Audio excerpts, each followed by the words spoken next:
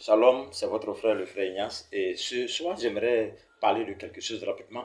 J'entends les gens dire des serviteurs de Dieu dire je suis serviteur de Dieu en plein temps. Moi je suis serviteur de Dieu en plein temps.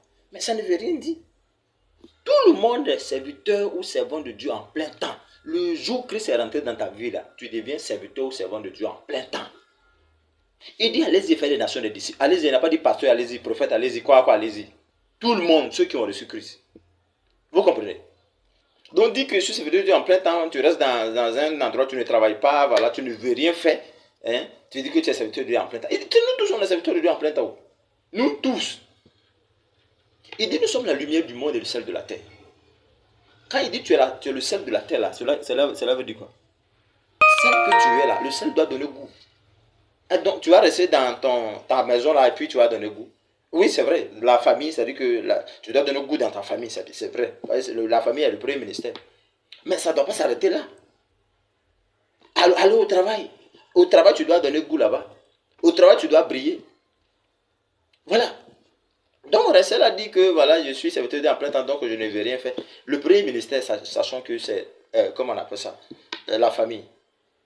Alors, si tu dis que tu ne travailles pas, comprenons déjà que nous ne sommes pas dans l'ancienne alliance, nous sommes dans la nouvelle alliance. Et dans la nouvelle alliance là, il n'y a rien de genre sacrificateur qui travaille au temple et on doit nourrir, voilà, ou bien envoyer dîmes, offrandes, machin. La Bible dit désormais notre corps est le temple de Dieu.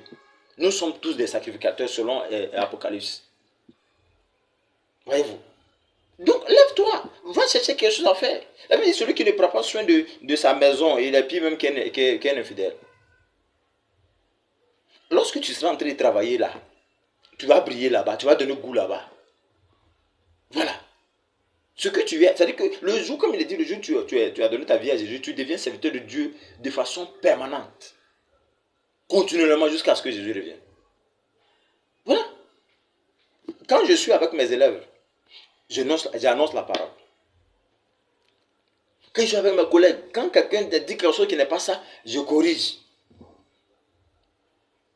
Un jour, j'étais avec, comment on appelle ça, mes responsables, un truc comme ça, voilà, au travail. Et puis, voilà, ils ont dit quelque chose qui n'était pas ça. Ils dit non, c'est pas comme ça.